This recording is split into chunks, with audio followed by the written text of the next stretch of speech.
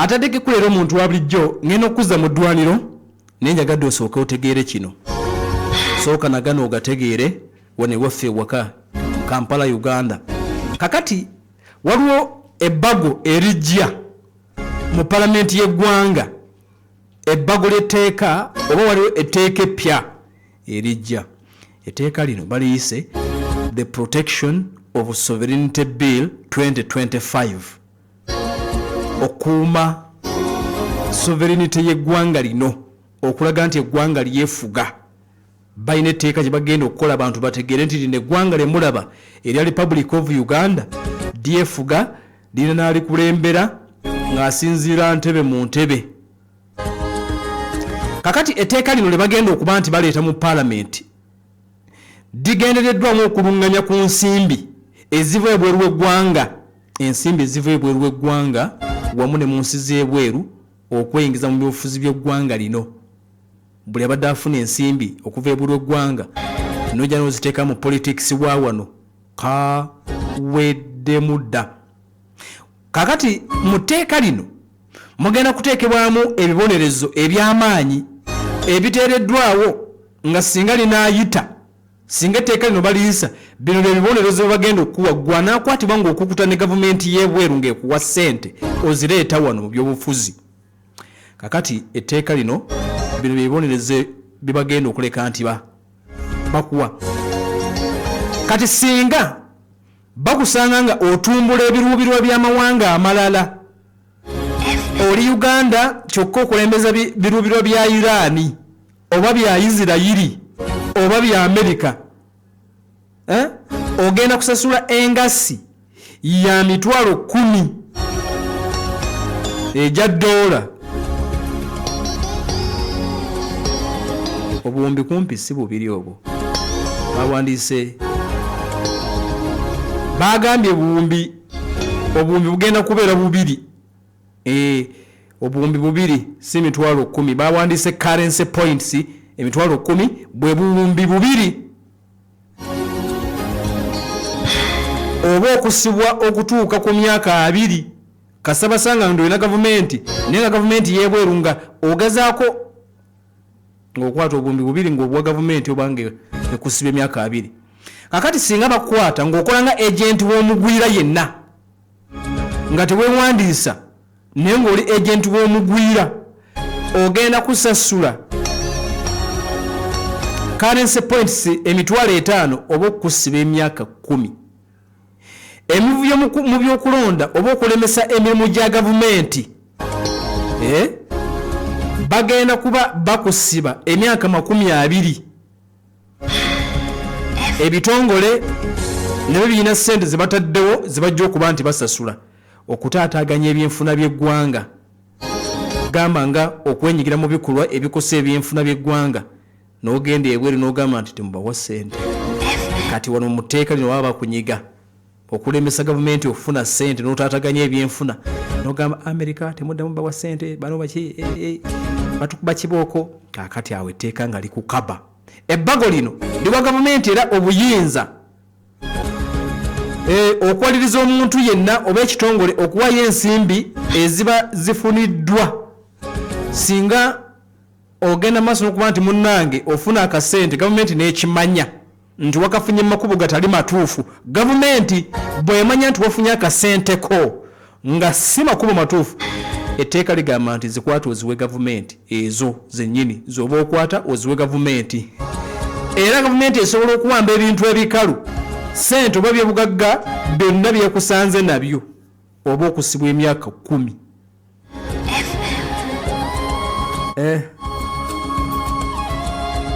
Gavumenti egamba nti etteeka lino ligendereddwamu okukuuma ekitiibwa ky'eggwanga, abantu bategeere nti Uganda ggwanga eryetongodde n'okulemesa omukono gw'abazungu okwefunza ebyobufuzi ebya Uganda, obukulembeze wamu n'ebyenfuna.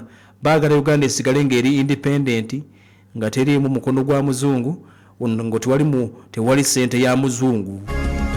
Toleeta ssente ya muzungu b'osazeho kuvuganya gavumenti making sure nti z'okozesa zizo, kubanga bw'onaazireeta n'ekuzuula ejja kuziwamba ejja kukusiba.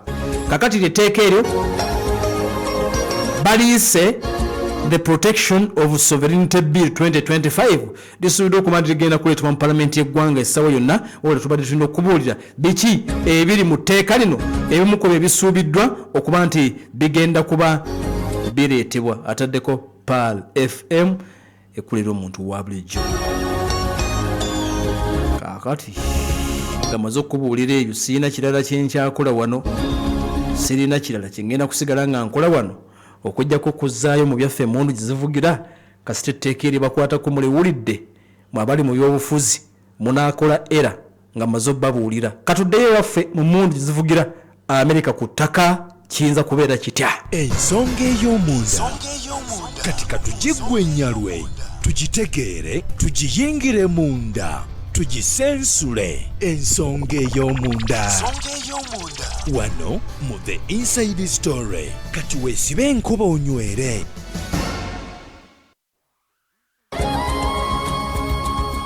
Kaakati Amerika gye muwulira nti egenda kuteesa wakyaliwo possibility y'olutalo genda maaso nga bakuba omuntu tebannaba kugooka okitegeera nga tebannaba gowulira nga abaagala okudduka naye ate ebirala bye bakola balaga nti kubanga USS Tripoli nedda kibadde kyombo kikino waliwo ekyombo ekimaze okulabika nti kituuka ekirala third aircraft carrier bagiyita USS George W. Bush etuuse.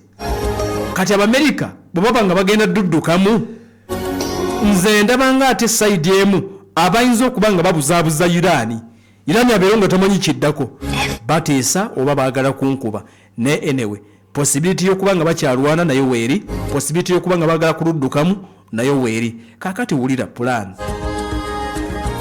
eri bweti singa kubanga ekiddako kakati sikuba Irani mu bbanga ebyo mukubaakuba ebyo bibaddewo naawo eggwanga etibwera Irani bongedde okuba nti boolyawo beeteekateeka mu ngeri emu oba endala ekiyinza okutwala Amerika ku ground akadde kano kirabikanga si kyakugula Strait of Hormuz wabula ekyokubba. Kati ngenda kubuulira pulaani y'Omumerika okubba uranium w'eggwanga lya Iran kyentandise kakati okubuulira naye twategedde kino nti eggwanga lya Iran limaze emyaka 20 in fact emyaka giri 40 4 decades bamaze emyaka 40 Iran nga beetegekera ground invasion by the US. Iran emaze emyaka 40 nga beetegekera. Kakati mu kwetegeka kuno bagenze maaso n'okulabika nti bazimbye interlocking layers eza defensive architecture based on multiple interlocking layers each designed to counter. Kakati Iran versus America ku ttaka bwati Iran bweyetegese emyaka 4 nga ziri designed o counteringa Omumerika. Plan ya America ya kugenda kubabbako kilograms 450 accounts zimu zigamba 4 abala bagamba 5 n'ekiri nti uranium wali asuka mu kilograms 400. Trump ayagala wakiri bagenda duvaamu nga uranium bamuyina tannaba kuyalika nti kakati wulira mission eno ey'okufuna uranium wa Iran egenda kwetaagisa ebikumi n'ebikumi eby'abasirikale ba Amerika ku ttaka era bagende ku nuclear site wolowooza nti wewali uranium wa Iran bamubbewo ompulira. Ekirala amagye ga Amerika gateekeddwa oba gapulaninga nti gayina okulwana okutuuka munda mu ggwanga lya Iran nga gayita mu defenses eziri already mu nsozi nti n'okutuuka obutuusi mu bifo bino bayina kuyita mu bifo bya nsozi. Ensozi zino ngoredde Iran yateekayo defense designed specifically to resist such attacks. Kati Iran defense yesooka nsozi nti eggwanga libagenda muri ya nsozi kati bayina kusooka kuyita ku defense z'ensozi basooke bakkirire awali nuclear site yonna gye balowooza nti omusajja waategese. America agamba nti abasirikale 5,000 bayina. On the other hand, eggwanga lya Iran bateeseteese over 1 million ofaafagana omusajja. Invasion plan yeryetya. Kakati mbagambe nti America bakitegedde nti bagenda kwetaaga largest special forces operation in history. Bano abasirikale baagala okutwala mweno operation si ba bulijjo, balina kubeera bali bennyini ababaaya era balina kutwala bangi okusinga ne baali bakikoze. Kakati wulira webagenda okwagala okulumba ku nuclear sites z'eggwanga lya Iran waliwo si wangu wa kutuuka. Ekisooka waliwo mayiro 600 okuva ku info ya America eri okumpi, base za America eziri okumpi okutuuka mu nfo za Iran waliwo mayiro 600.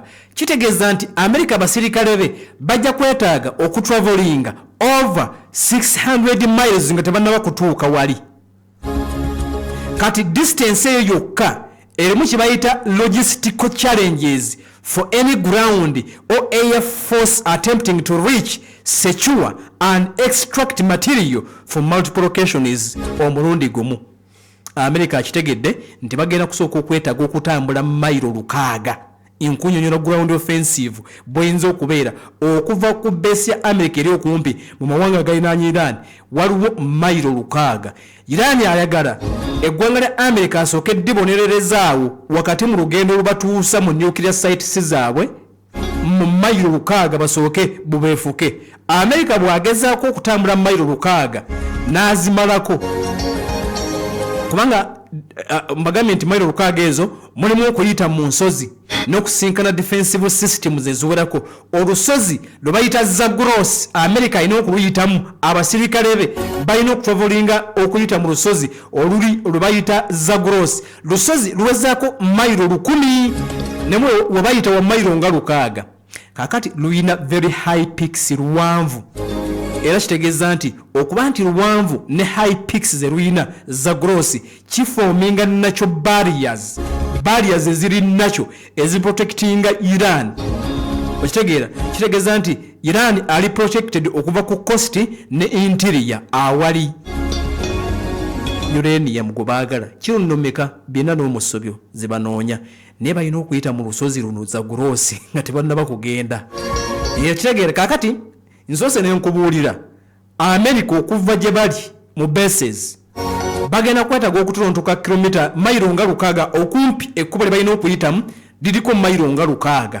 Banoonya kilogulamu 4 eza uranium mayiro nga 600 naye mu mayiro 600 mulimu okuyita mu nsozi ez'Zagros zimpanvu nnyo olwedde ezo ziba zifoominze nkola gw'obuzibu bwa America. Ne ba expert bagamba nti okugenda wano kugenda kuba ku risikinga obuzibu bwa America bwayina bwebu nti attempt esooka okutambula mu mayiro 600 ate nga bayita mu nsozi. Iran ayagala asooke babonererezaawo nga batambula okuva eri okutuukayo. Kakati singa America batuuka kyekiddako awo tugenda okudda nkyakunyonyola tuli mu nsonga ya munda ground offensive ya America ngerumba Iran eyinza kubeera etya era Iran eyinza kuba nga yeetegese etya. Weba nnyo kuba nti otaddeko kansooke mbawe Dr. Kayima wano abanyonyole 2-in-1 extra gubazizza mu mpeke avali mu Bakayima abo sente kampetwa kirokole oluvannyuma tugenda kweyongerayo ground offensive n'asoboka oba teesoboke Nepal. Assalamu alaikum wa rahmatullahi wa barakatuh. Amanya nga bulijjo mpitibwa omusawo Kayima Abdul Jabbaru okuva mu Bakayima Abo Center. Tuli Kawempe tuliranye Ruka Factory. Tulina branch emu eri Kawempe Road tuliranye Ruka Factory abampuliza. Enjamu okujukiza abantu nti eddagala lya